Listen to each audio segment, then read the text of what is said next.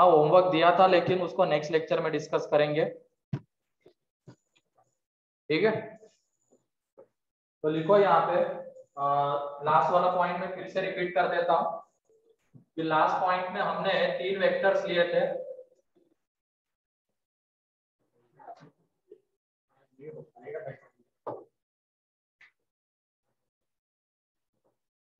ठीक है, तो पहला जो वेक्टर था हमारा ए वेक्टर, उसमें था a1 i cap plus a2 j cap plus a3 k cap, ये था। फिर उसके बाद जो बी वेक्टर था ये था b1 i cap plus b2 j cap plus b3 k cap, and जो सी वेक्टर था वो है c1 i cap plus c2 j cap plus c3 k cap, ठीक है। अब इसका हमें लेना था बॉक्स। वैसे सही से लिखा तो जा रहा है, थोड़ा बहुत तब हो रहा है, लेकिन समझ में तो आ रहा है ना क्या लिख रहा हूं मैं। इधर तुम लोग क्या वो ऑनलाइन में पूछ रहा हूं मैं, यस सर। है ना? Yes sir. ठीक है, तो उसके बाद हमने यहाँ पे लिया था बॉक्स एबीसी, मतलब एबीसी का स्केलर ट्रिपल प्रोडक्ट। तो वो किसके इक्वल आ रहा था? Determinant of a1 a2 a3 b1 b2 b3 and c1 c2 c3। और बाद में मैंने ये भी लिखने के लिए बोला था बॉक्स आई जे के, ठीक है। और इस बॉक्स आई जे की वैल्यू तुमने निकाली होगी, कितनी आती है? 1 आती है। तो फाइनली जाके हमें बस ये डिटर्मिनेंट मिलने वाला था, ठीक है। फिर उसके बाद तो यहाँ पे ये आई जे के बताओ, क्या x axis y axis and z axis के अलोंग यूनिट वेक्टर्स है क्या? है।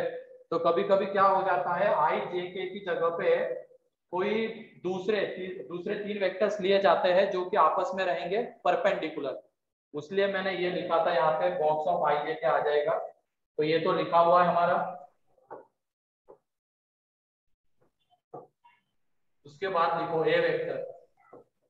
ए वेक्टर है यहाँ पे a1 into l vector plus a2 into m vector plus a3 into n vector, ठीक है। बी वेक्टर है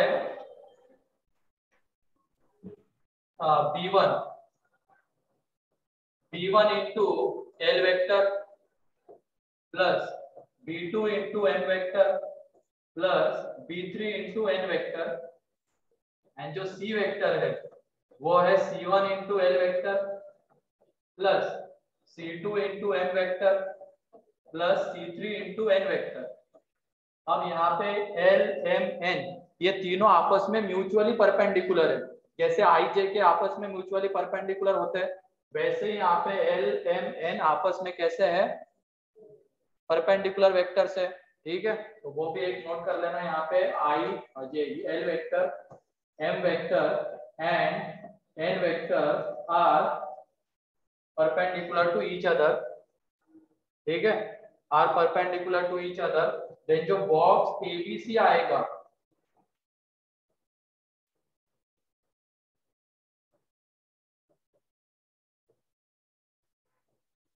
वो रहेगा यहाँ पे a1 a2 a3 b1 b2 b3 c1 c2 c3 and box l m n, ठीक है।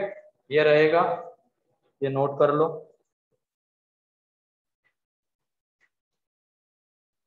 आई जे की जगह पे यहाँ पे ये लिया हुआ है।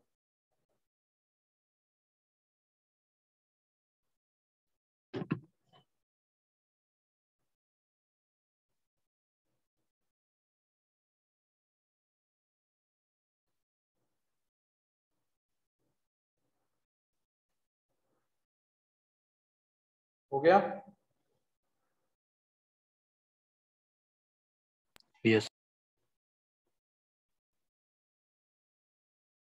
तो फिर उसके बाद ये बताओ, अगर ये म्यूचुअली परपेंडिकुलर है तो इनका बॉक्स क्या इनके मैग्नीट्यूड के प्रोडक्ट के इक्वल आएगा? सोच समझ के बताना। यहाँ पे वैसे मुझे वर्ड दूसरा यूज करना था, लेकिन अगर म्यूचुअली परपेंडिकुलर लिख ही लिया है तो ये बताओ इन तीनों का जो बॉक्स आएगा क्या उन तीनों के मैग्नीट्यूड के प्रोडक्ट के इक्वल रहेगा? सोच समझ के बताओ। वैसे वहां पे म्यूचुअली परपेंडिकुलर की जगह पे लिख लेना नॉन कोप्लेनर, वो ऐड कर लेना। म्यूचुअली परपेंडिकुलर की जगह पे नॉन कोप्लेनर ऐड कर लेना।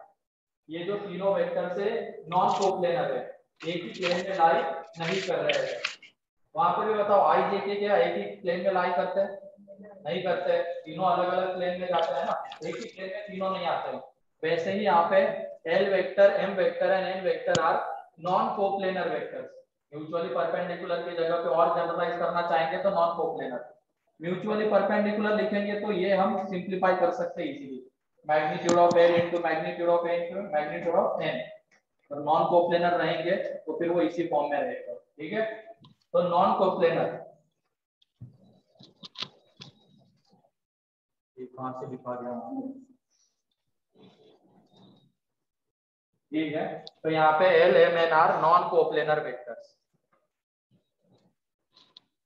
तो अगर हम ए वेक्टर को इन तीन नॉन कोप्लेनर वेक्टर के लीनियर कॉम्बिनेशन के फॉर्म में लिख पा रहे हैं, बी को भी एंड सी को भी, एंड हमें बॉक्स एबीसी चाहिए, तो वो इसके इक्वल रहेगा।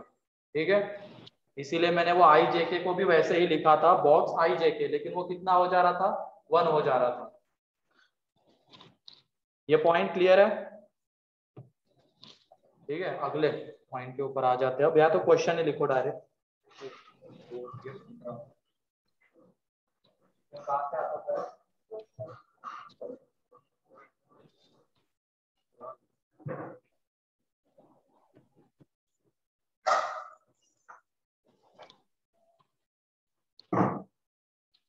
ठीक है, उसके बाद अगला जो पॉइंट है, पॉइंट लिखो, कौन सा नंबर क्या है उसका, नेक्स्ट पॉइंट का क्वेश्चन नहीं, पॉइंट लिख लो। फिफ्थ पॉइंट लिख लो। अगर एबीसी कोप्लेनर है, अभी कोप्लेनर की बात आई गई है तो उसको भी देख ही लेते हैं। A B c are coplanar, a vector, B vector and c vector are coplanar. तो ये बताओ बॉक्स एबीसी कितना होगा? सोच समझ के बताना। बॉक्स एबीसी कितना होगा अगर एबीसी कोप्लेनर है, आर कोप्लेनर।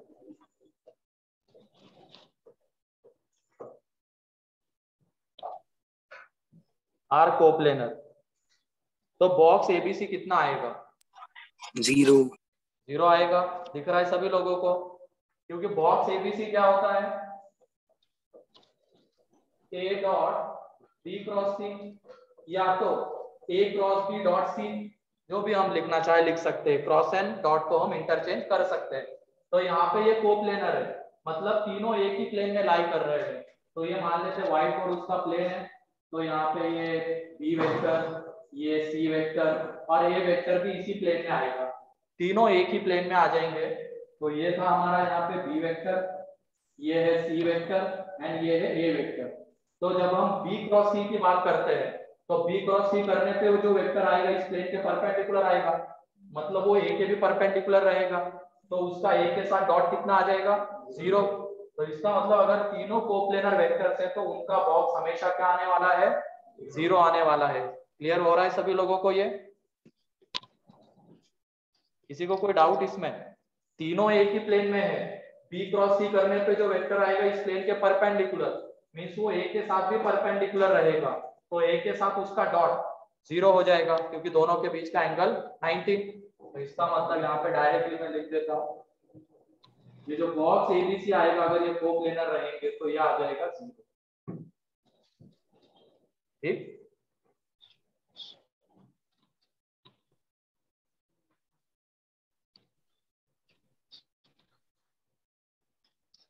ठीक है, तो लिखो आप क्वेश्चंस लिखो।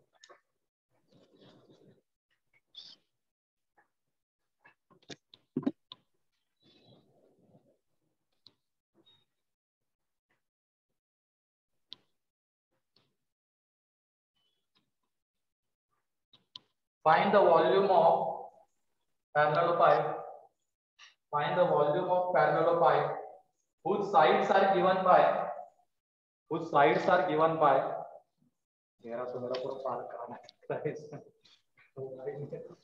ठीक है, तो इसमें parallelepiped both sides are given by -3i cap, ठीक है, plus 7j cap plus 5k cap, ठीक है। Both sides are given by this, एक वेक्टर ये है, दूसरा वेक्टर है -5i cap plus 7j cap minus 3k cap, and c vector है 7i cap minus 5j cap and minus 3k cap, ठीक है।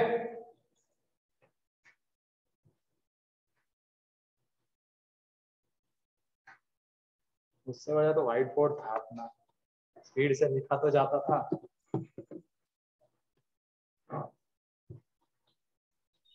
सर बी वेक्टर में जे cap का कोएफिशिएंट क्या है? 7 है बेटा, वो गलती से ऐसे ही 7 आ रहा है मेरे से, ठीक है। इधर भी देख लो, ये 7 है।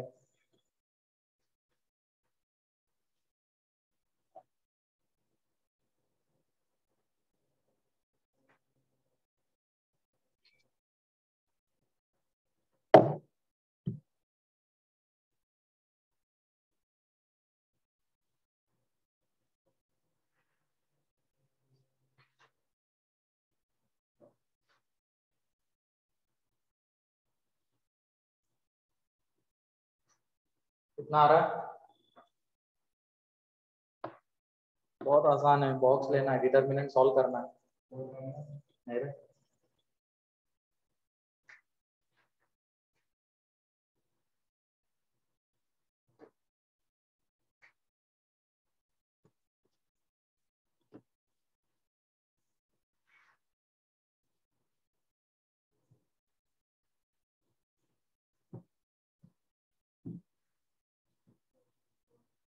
264 सही है।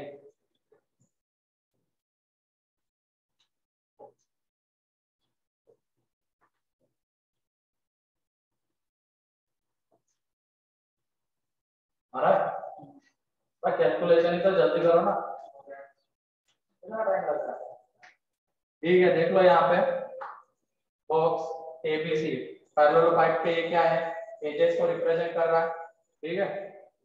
तो बॉक्स एबीसी उसका क्या रहेगा, वॉल्यूम रहेगा, और मॉड ऑफ बॉक्स एबीसी, ये ध्यान रखना, मॉड ऑफ बॉक्स एबीसी ये उसका वॉल्यूम रहेगा। तो यहाँ पे बॉक्स एबीसी उसका मॉड लेना है हमें, तो बॉक्स एबीसी एक डिटरमिनेंट के इक्वल आएगा। कौन सा डिटरमिनेंट?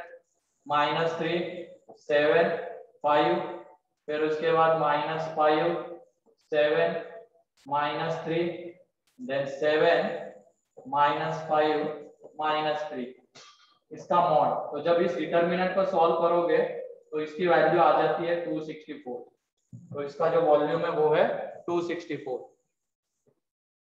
बेटा अथर माइनस में कैसे हो सकता है वॉल्यूम? वहां पे मैंने बताया था ना, मॉड ऑफ बॉक्स एबीसी, तो मॉड लगा दो,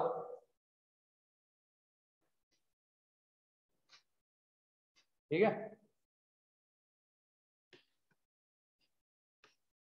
लिखो, जल्दी लिखो।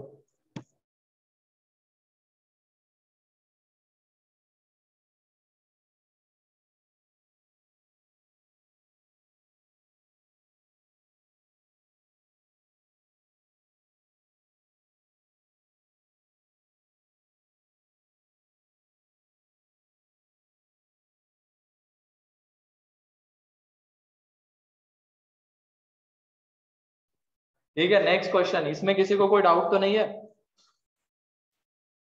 फॉर्मूला याद रहेगा तो बहुत इजीली ये क्वेश्चन बन जाएगा।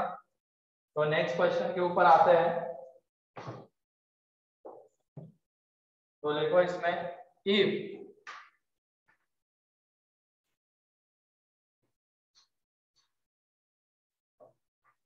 a vector is equal to xi cap minus 2j cap plus k cap, b vector is equal to I cap minus j cap plus 2k cap b vector is equal to 2x I cap plus j cap minus k cap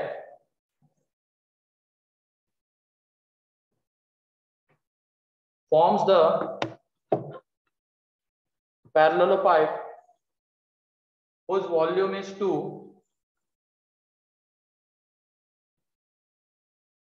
तो forms की जगह पे ये लिख लेना are the vectors along three coterminous edges of parallelopipe. Three coterminous edges of parallelopipe whose volume is 2. Then find x.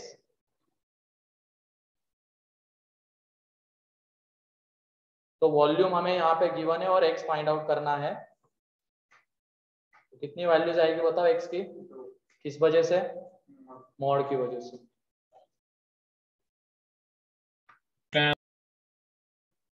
हाँ क्या कह रहे हो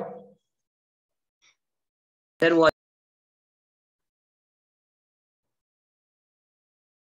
फिर से एक बार पढ़ रहा हूँ क्वेश्चन. ये तीन वेक्टर्स तो लिखे हुए हैं.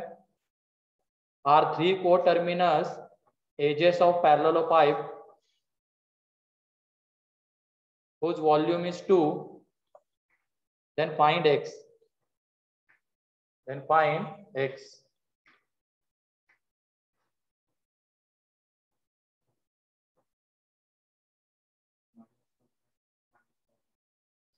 नहीं गलत है.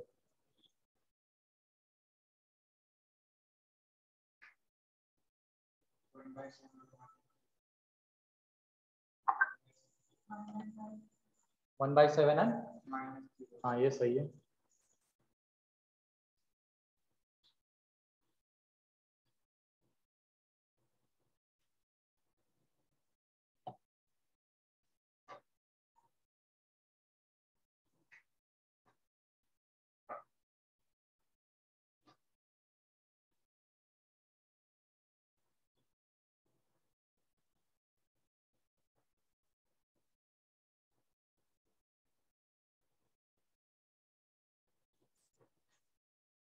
हो गया.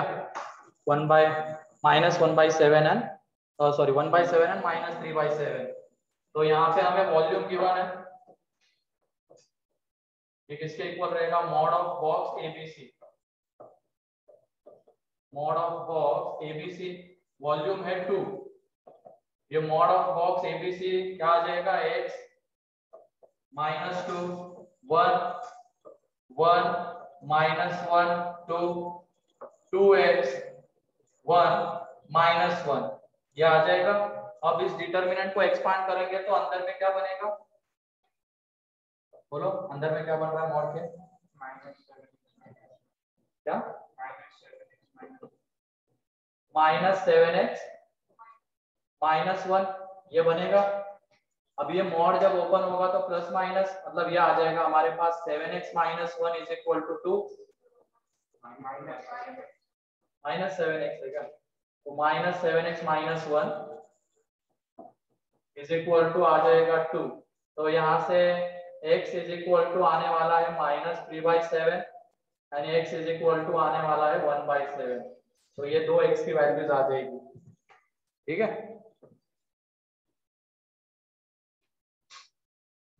लिखो जल्दी लिखो इसको. अब आप +-1/7 नहीं रहे. ये आता है.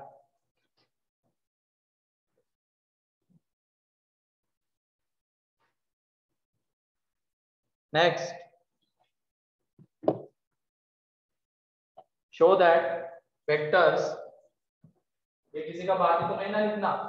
ये डिटर्मिनेंट अब हम देख चुके. इसकी वजह से मैं डायरेक्टली तुमसे ही बोल रहा हूँ कि क्या आता है वो लिख रहा हूँ. -7x -1 आता है.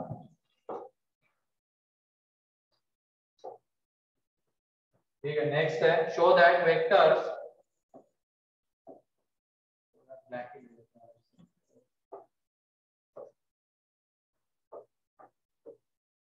show that vectors A vector is equal to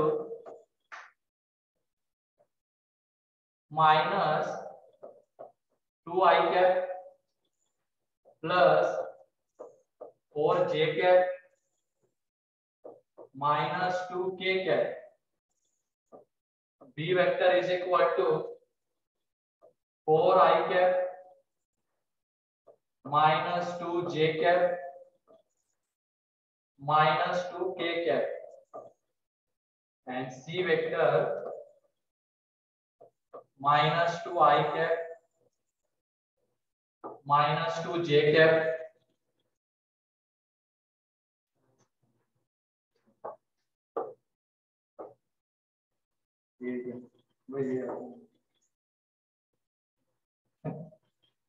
ठीक है। चलो यहाँ पे ये क्या था, -2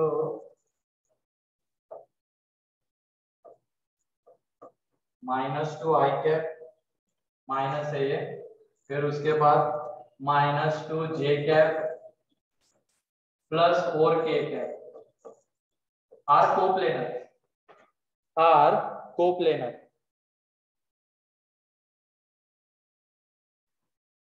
ठीक है, are coplanar.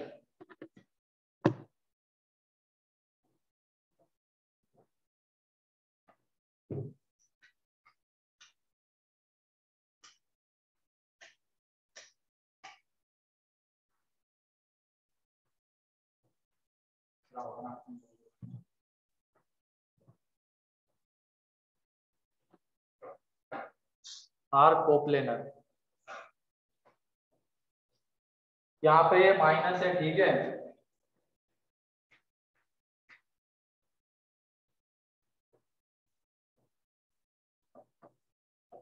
C vector is equal to -2 I cap।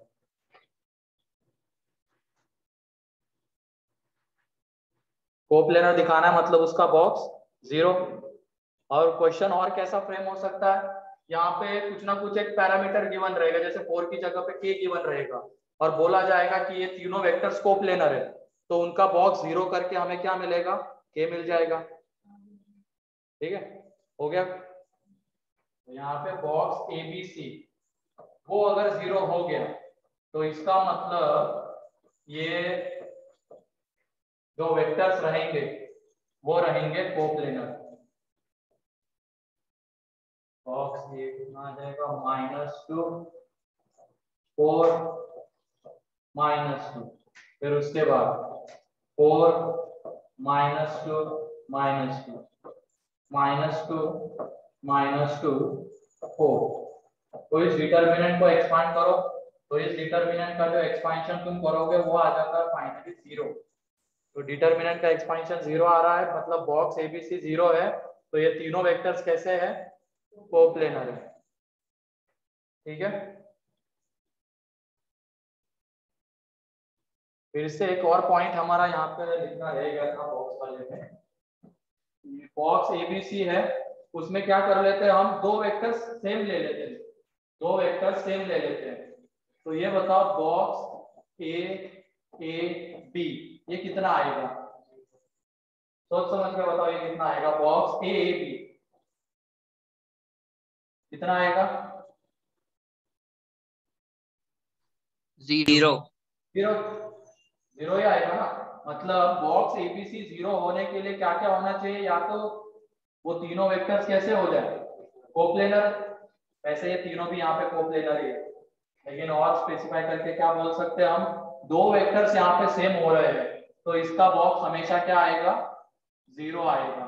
तो ये भी तुम वहां पे ऐड कर सकते हो, क्योंकि अगर हम इसको ऐसे लिखेंगे A क्रॉस A, और हाँ वो भी बोल सकते हैं कि दो रो के एलिमेंट कैसे हो जाएंगे, सेम हो जाएंगे। एंड दो रो के एलिमेंट्स अगर सेम हो गए तो उसका डिटर्मिनेंट क्या आ जाएगा, 0।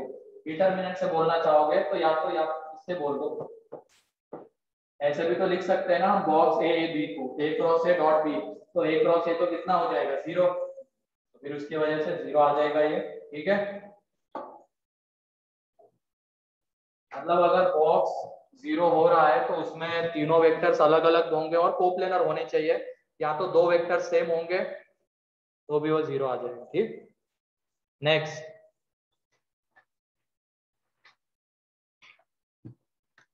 find the value of lambda,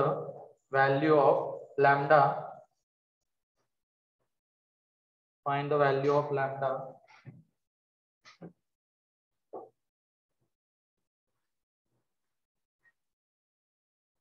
यहाँ पे हमें गिवन है बॉक्स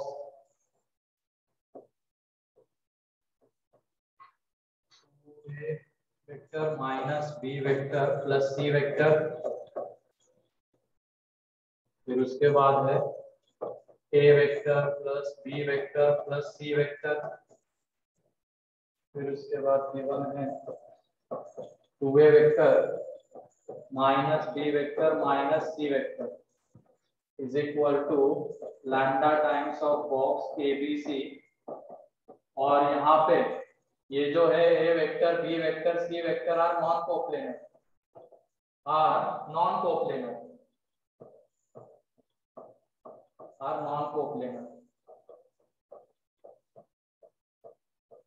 ठीक है, ये गिवन है यहाँ पे। वो एबीसी नॉन कोप्लेनर गिवन है और बॉक्स में पहला जो वेक्टर है वो एबीसी के प्लस माइनस के फॉर्म में, दूसरा भी उसी टाइप में और तीसरा भी। तो कौन सी प्रॉपर्टी यूज करोगे? हाँ, उसमें कौन सी एक एलिमेंट वाली प्रॉपर्टी हमने देखी है, l vector M vector n vector तीनों नॉन कोप्लेनर है। ठीक है, तीनों नॉन कोप्लेनर है, तो उसको हम कैसे रिप्रेजेंट कर रहे थे वो देख लो। वहां पे एलिमेंट की जगह पे क्या लिया है, एबीसी लिया है, यहाँ पे इतना डिफरेंस है।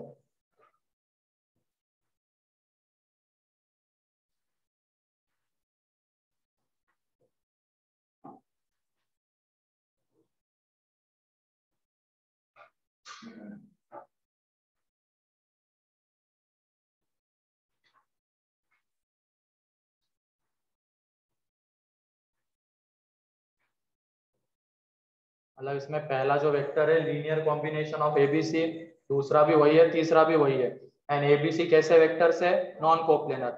मैंने जो प्रॉपर्टी में लिखवाया वहां पे क्या था, लीनियर कॉम्बिनेशन ऑफ एलिमेंट, तीनों vectors linear combination of element थे, एंड वहां पे एलिमेंट नॉन कोप्लेनर।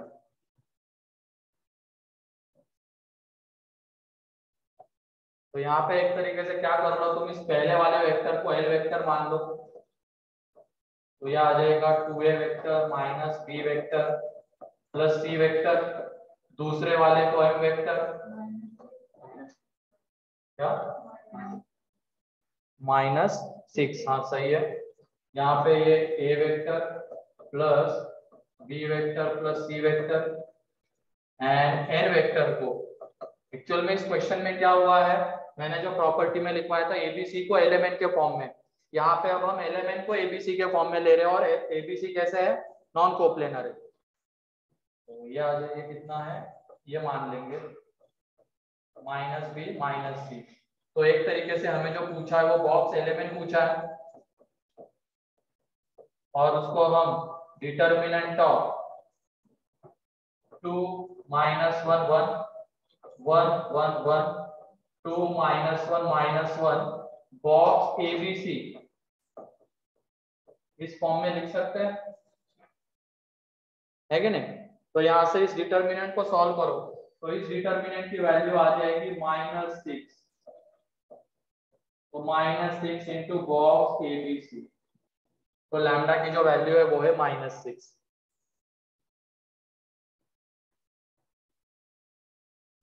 ठीक है, तो एबीसी अगर कोप्लेनर हो गए तो एलिमेंट भी क्या हो जाएंगे, कोप्लेनर हो जाएंगे, क्योंकि बॉक्स एबीसी 0 आ जाएगा तो बॉक्स एलिमेंट भी 0 हो जाएगा। तो इसी के ऊपर और एक एग्जांपल लेते हैं, ये क्लियर है सभी लोगों को ऑनलाइन? Yes sir. चलो ठीक है, तो नेक्स्ट है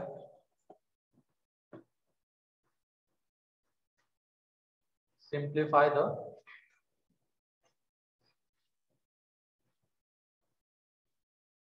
तो इसमें ये है A vector minus B vector, B vector minus C vector, and C vector minus A vector, where A, B, C are non-coplanar vectors.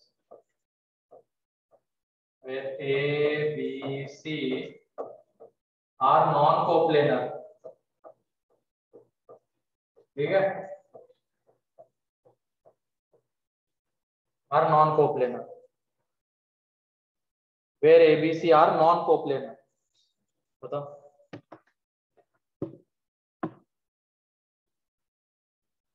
Zero आ जाएगा, हो गया।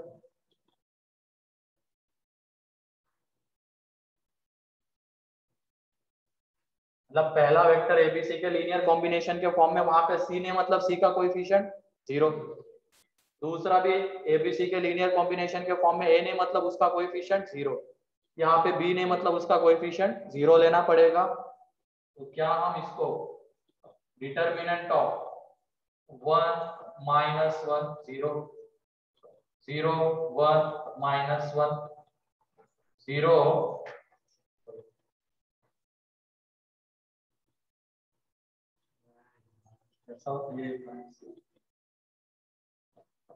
तो यह आ जाएगा 1 माइनस 1 0, फिर उसके बाद 0 1 माइनस 1 माइनस 1 0 सी नहीं 1, हाँ 1 और आगे आ जाएगा box A B C,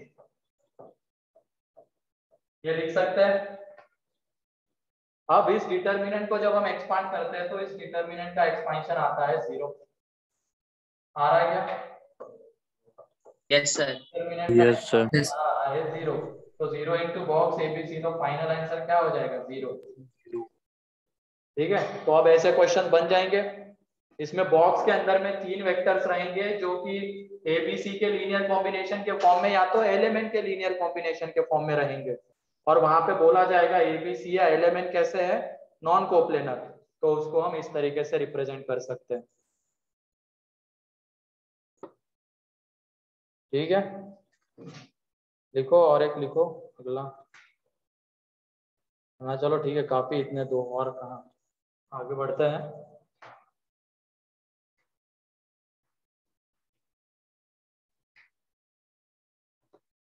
if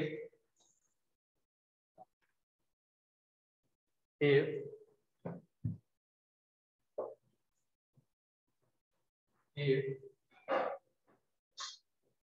vector is equal to x I cap minus j cap plus k cap, B vector is equal to 2 I cap plus j cap minus k cap, and C vector is equal to I j minus j plus 2 k cap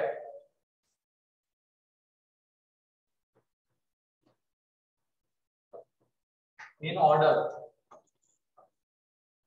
मतलब इसी order में, ABC order में, इन order are first part में coplanar,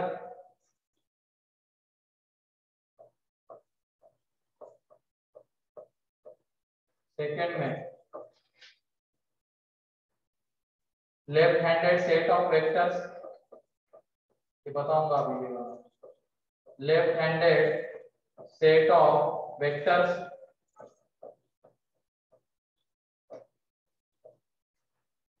third में है right handed set of vectors,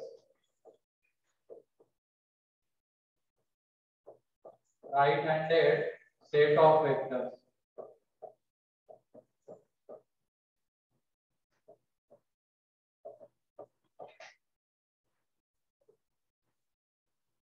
then find x. 3 अलग अलग क्वेश्चंस है। पहले में कोप्लेनर है तो एक्स फाइंड आउट करो, left handed set of vectors है, right handed set of vectors है, एंड फाइंड एक्स। या ऊपर में ही लिख लेते फाइंड एक्स इफ पहले स्टार्टिंग में ही लिख लो, फाइंड एक्स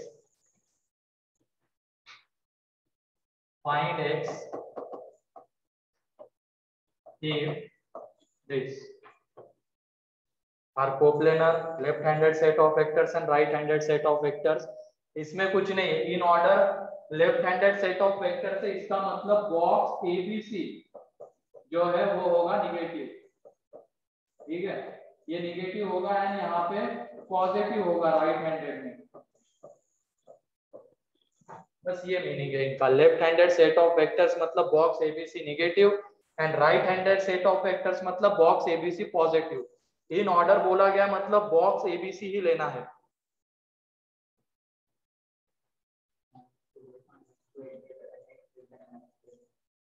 कितना आ रहा है? हाँ, लेफ्ट हैंडेड में x लेस देन -2 आ रहा होगा, इसमें x ग्रेटर देन -2 और इसमें x इज इक्वल टू -2, ठीक है।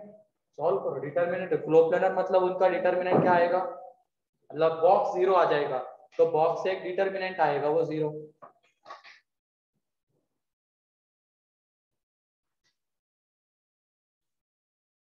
हाँ बोलो हर्षवर्धन, कुछ कह रहे हो क्या?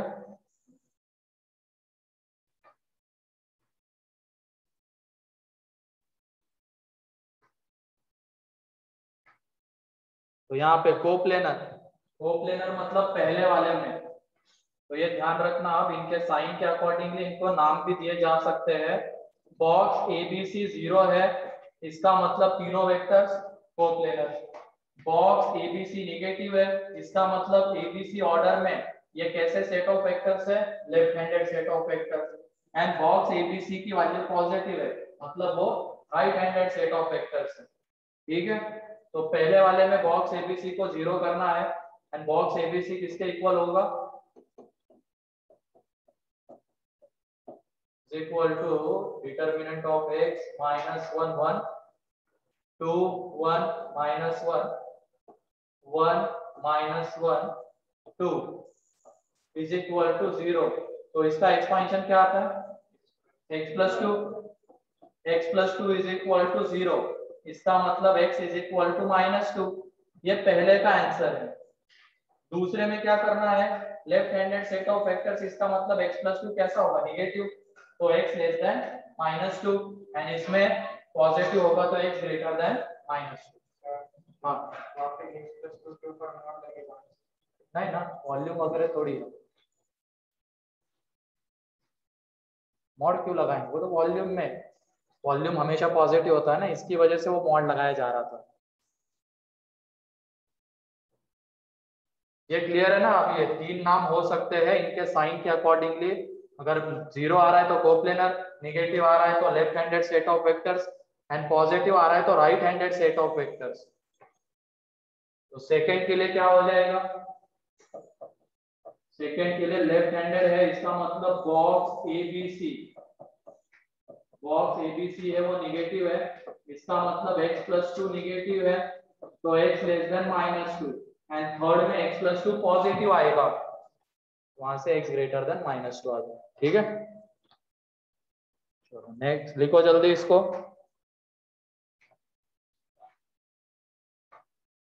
थ्योरी पार्ट बस अच्छे से समझना होता है, इसमें थ्योरी पार्ट थोड़ा ज्यादा है, फॉर्मूले ज्यादा है, एक बार वो याद कर लिए तो क्वेश्चंस इतने ज्यादा टफ इस पे बनते नहीं। हाँ वो आगे के होते हैं टेट्राहेड्रन वगैरह, नाम तो सुना होगा ना, उसके थोड़े से ज्योमेट्री के थोड़े बेकार होते हैं, बाकी तो कुछ नहीं, आसान होते हैं। लिखो नेक्स्ट।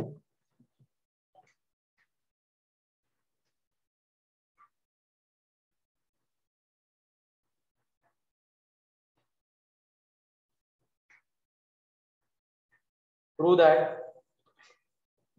ऊपर क्वेश्चन आया था इसका एडवांस और ये रिजल्ट हम लिखवाते हैं हमेशा। प्रूव दैट बॉक्स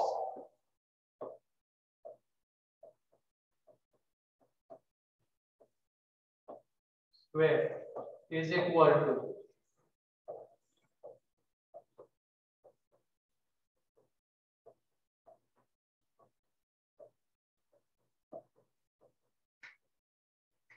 फिर उसके बाद यहाँ पे है B dot A, B dot B and B dot C। यहाँ पे है C dot A तीसरे रो में, C dot B and C dot C। ये प्रूव करना है।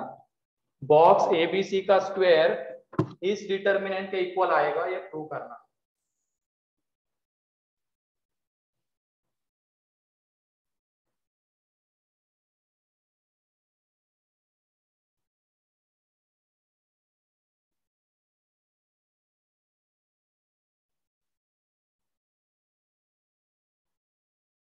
यहाँ पे अगर तुम ABC को 3 वेक्टर्स ले लोगे तो तुम्हें समझ में आ जाएगा। A vector, B vector, C vector assume कर लो तो तुम्हें दिख जाएगा कि बॉक्स ABC का स्क्वायर इसके इक्वल आता है।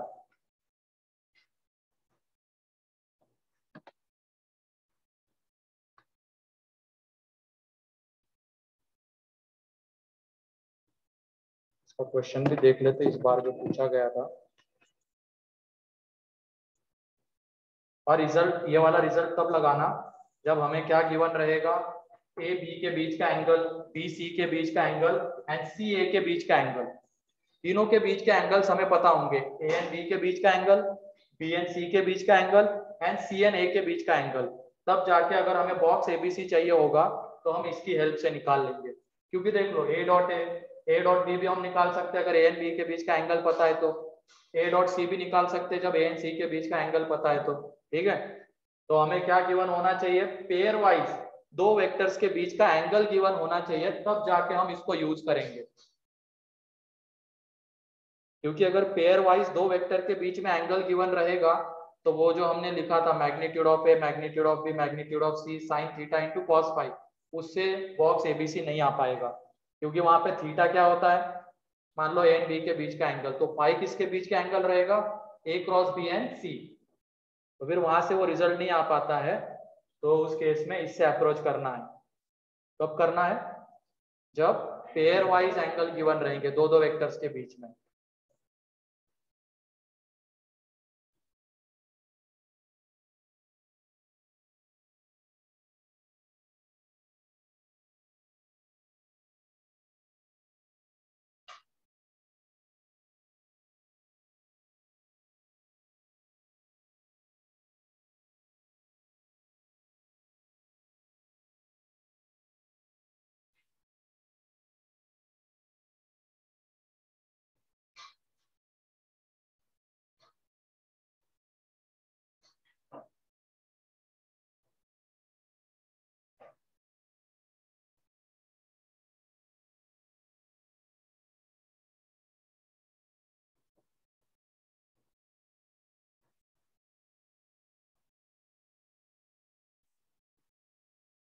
डिटरमिनेंट का मल्टीप्लिकेशन आता है ना, उससे दिख जाएगा ये।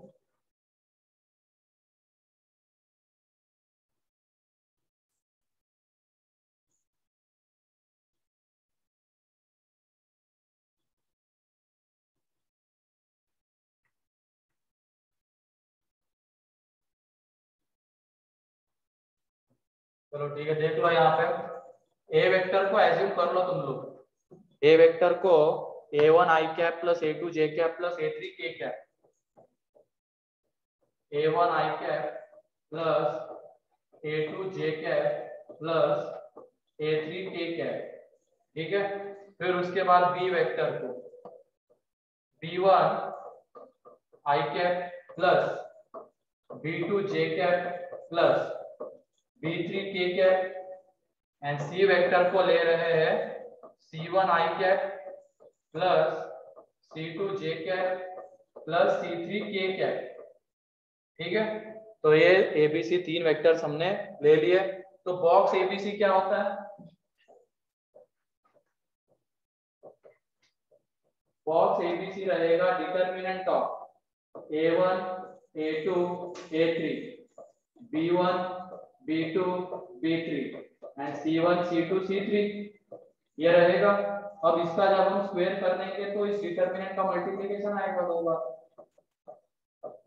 इसका जब स्क्वायर कर देंगे तो determinant of a1 a2 a3 b1 b2 B3 C1 C2 C3 multiplication में A1 A2 A3 B1 B2 B3 C1 C2 C3 क्या आ जाएगा। अब ये बताओ डिटर्मिनेंट A लिखूं या डिटर्मिनेंट A ट्रांसपोज लिखूं, सेम ही होता है। मैट्रिक्स A उसके ट्रांसपोज का डिटर्मिनेंट सेम ही होता है। अगर मैं यहाँ पे इसका ट्रांसपोज करके लिखूंगा तो भी प्रोडक्ट वही आने वाला है। तो इसका ट्रांसपोज लिख रहे हैं अब, तो यहाँ पे ये हो जाएगा box A1 A2 A3 B1 B2 B3 C1 C2 C3। अब इसका ट्रांसपोज लिख रहा हूँ। वैसे तो हम क्या इसलिए लिख रहा हूँ मैं ट्रांसपोज, हमें रो टू कॉलम मल्टीप्लिकेशन करना है, वही आता है। तो रो टू रो तुम्हें देखना नहीं आता होगा, लेकिन वेक्टर का मतलब डिटर्मिनेंट का प्रोडक्ट चारों तरीके से होता है, रो टू कॉलम, फिर उसके बाद row to row, column to row and column to column. तो हम अगर मान लो हमें बस एक ही आता है रो टू कॉलम, तो इसलिए वो लिख रहा हूँ ट्रांसपोज A1 A2 A3, यहाँ पे B1 B2 B3 and C1 C2 C3 आ जाएगा। तो जो डिटर्मिनेंट का प्रोडक्ट करने के बाद पहला एलिमेंट आएगा, देखो A1 square A2 square A3 square, क्या वो A डॉट A है, क्या है, वो आ जाएगा हमारा A डॉट A। फिर उसके बाद first row and second column का एलिमेंट अगर हमें देखना है तो A1 A2 A3 इस फर्स्ट रो को इस सेकंड कॉलम के साथ मल्टीप्लाई करना है, तो A1 B1 A2 B2 and A3 B3। तो ये देख लो इन दोनों का डॉट है, A एंड B का डॉट है, तो यहाँ पे ये आ जाएगा A डॉट B। ऐसे ही फिर उसके बाद ये A1 A2 A3 का किसके साथ C1 C2 C3 के साथ, तो वो एक तरीके से A डॉट C। और ऐसे यहाँ पे आ जाएगा B dot A B dot B B dot C and then ये C dot A C dot B and C dot C। ठीक है, ये प्रूव हो जाएगा।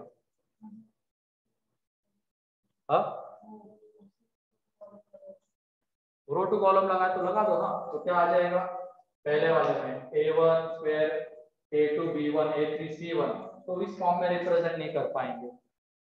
बाकी फाइनली जो वैल्यू आने वाली है इसी के इक्वल आएगी, लेकिन वो फिर इस तरीके से नहीं दिख पाएगा हमें, वो कुछ और रिप्रेजेंटेशन होगा उसका।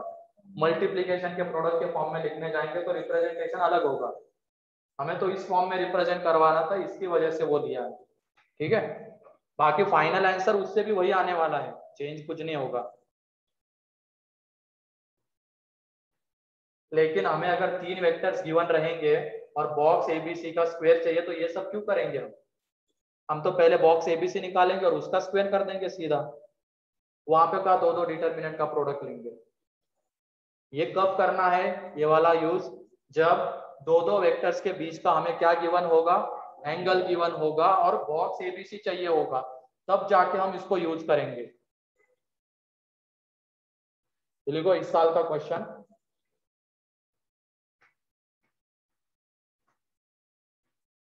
वैसे क्वेश्चन 5-6 लाइन का है, बस वो line he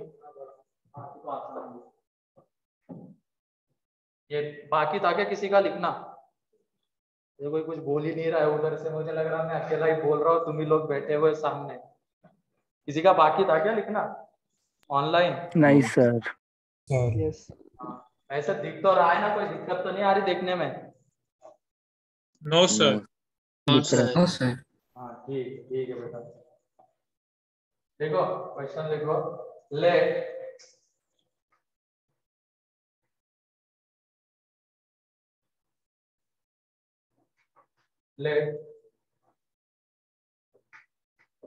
U V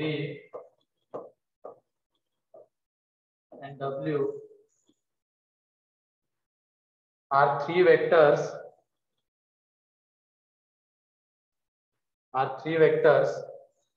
where U and V are where U and V are unit vectors, which are not perpendicular to each other, which are not perpendicular to each other and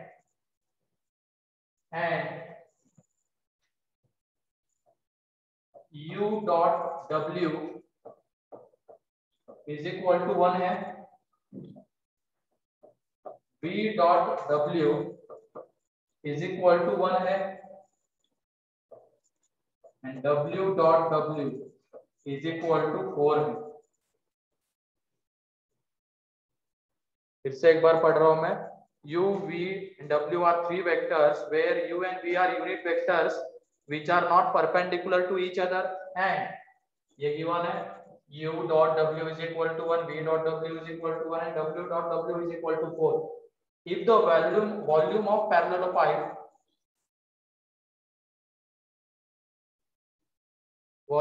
parallelopipe whose adjacent sides are represented by if the volume of parallelopipe whose adjacent sides are represented by vectors u, v and w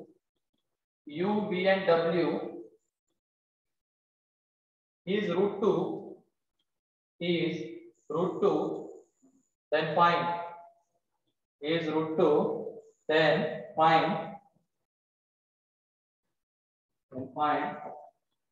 magnitude of vu plus phi u v vector, इसका magnitude find out करना।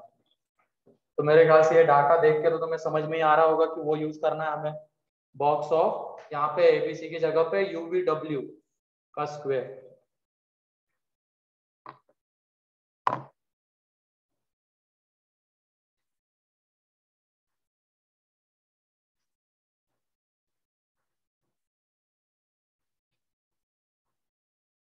हमें u dot w given है, v dot w given है, w dot w given है। u unit vector है तो u dot u कितना आएगा 1, v यूनिट वेक्टर है तो v डॉट v कितना आएगा 1।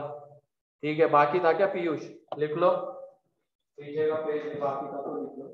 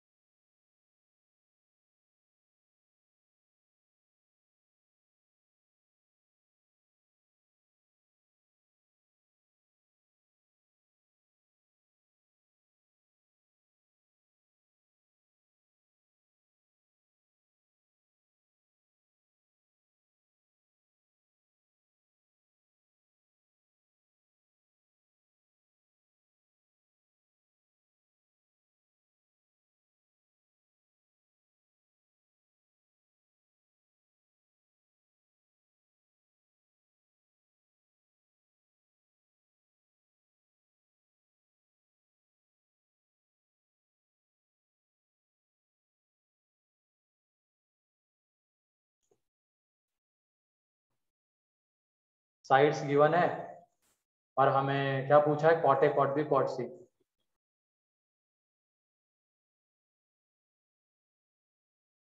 और एक आया था मॉड का, मॉड का तो मैंने क्लास में ही ले लिया ना, नहीं लिया क्या अभी?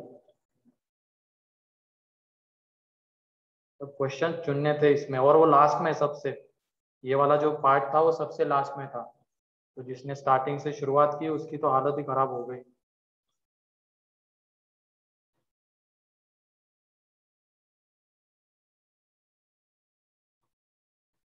बताओ कितना आ रहा है? तो बहुत टाइम लगा रहे हो। कितना आ रहा है?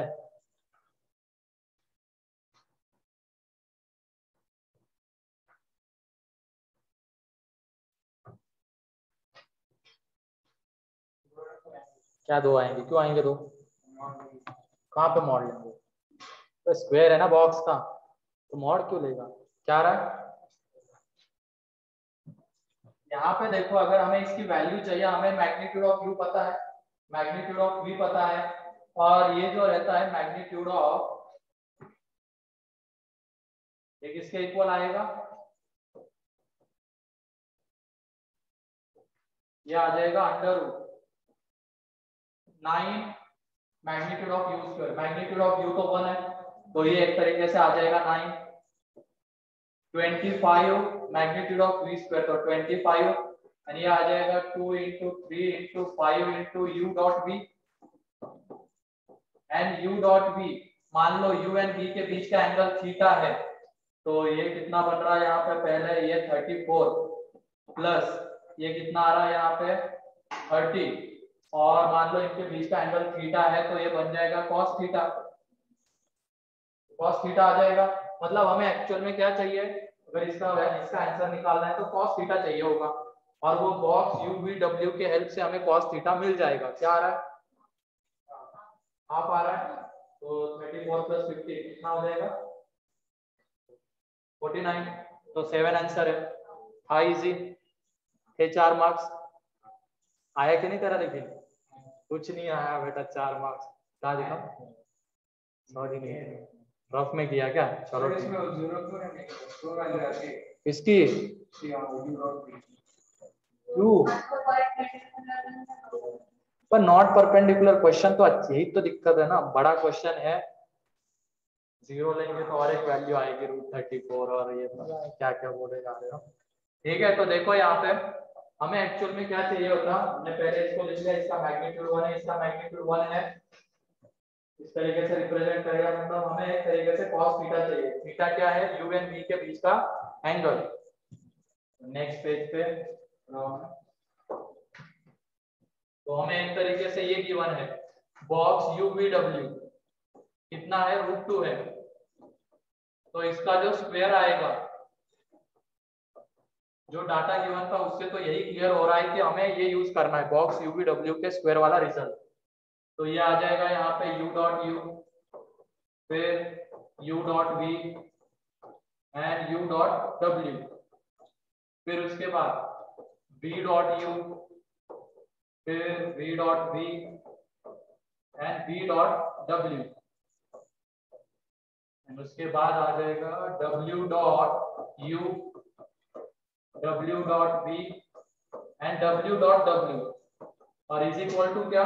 2, क्योंकि वॉल्यूम √2 है, उसका स्क्वायर 2। अब ये u डॉट u कितना? 1, यूनिट मैग्नीट्यूड का है, मैग्नीट्यूड ऑफ u का स्क्वायर आएगा तो 1। अब इनके बीच का एंगल हमने थीटा लिया है, तो u dot v magnitude of u into magnitude of v into cos थीटा, तो दोनों मैग्नीट्यूड 1 है तो cos थीटा। ये आ जाएगा u डॉट w कितना गिवन है? 1, ये 1 गिवन है, फिर उसके बाद ये भी cos थीटा आ जाएगा, ये 1, और ये कितना गिवन है? 1, ये 1 गिवन है, ये 1, और यहाँ पे ये कितना आ जाएगा? 4 इज इक्वल टू 2। ठीक है, इज इक्वल टू यहाँ पे आ जाएगा 2। अब इसको एक्सपांड करो, इसको जब एक्सपांड करेंगे तो क्या हो रहा है? क्या है इसका एक्सपांशन? कितना? -4 cos square theta -2 cos theta और बाय और प्लस पूछ रहा हूँ ये। चलो इसको एक्सपांड करते हैं, तो एक्सपांड करने जाएंगे तो यहाँ पे 4 - 1 cos theta into 4 cos theta और -1 और में -1 cos theta -1 is equal to 2। तो यहाँ पे ये 3 ये minus 4 cos square theta plus cos theta, यहाँ पे ये माइनस cos थीटा प्लस 1, एक मिनट, ये प्लस ही है, ये प्लस cos थीटा और ये माइनस 1 आ जाएगा, ठीक है।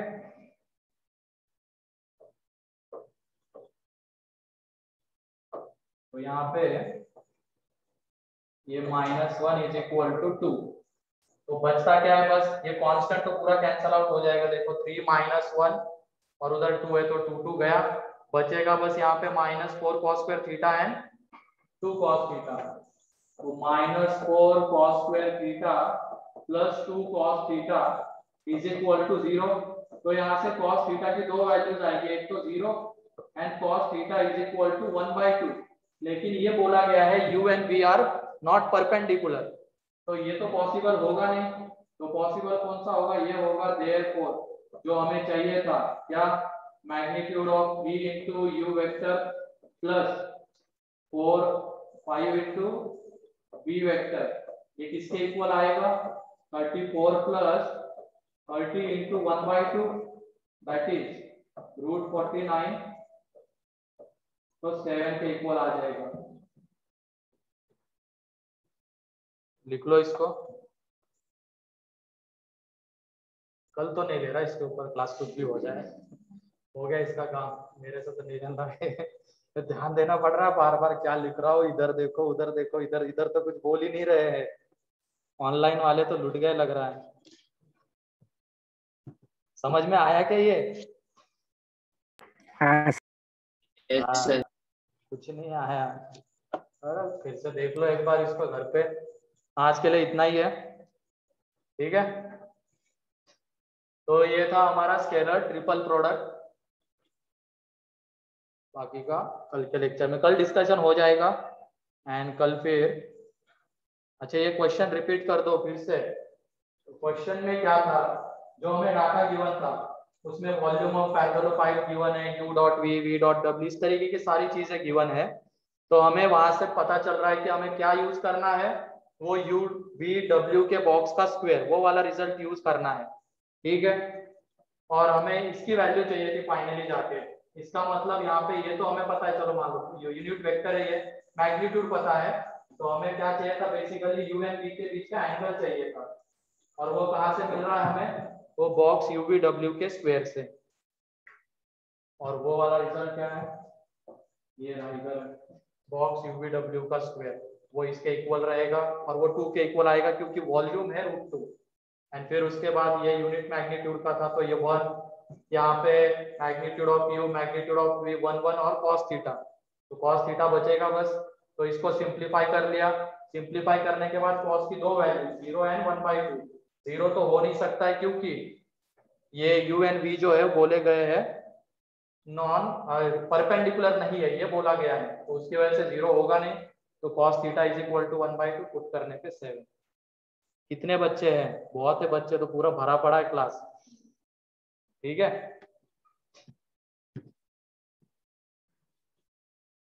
तो ध्यान रखना, क्वेश्चन को अच्छे से पढ़ना, जो डाटा गिवन है उसके अकॉर्डिंगली कौन सा रिजल्ट यूज करना पड़ सकता है वो सोचना पड़ेगा हमें, ठीक है। आज के लिए इतना ही है।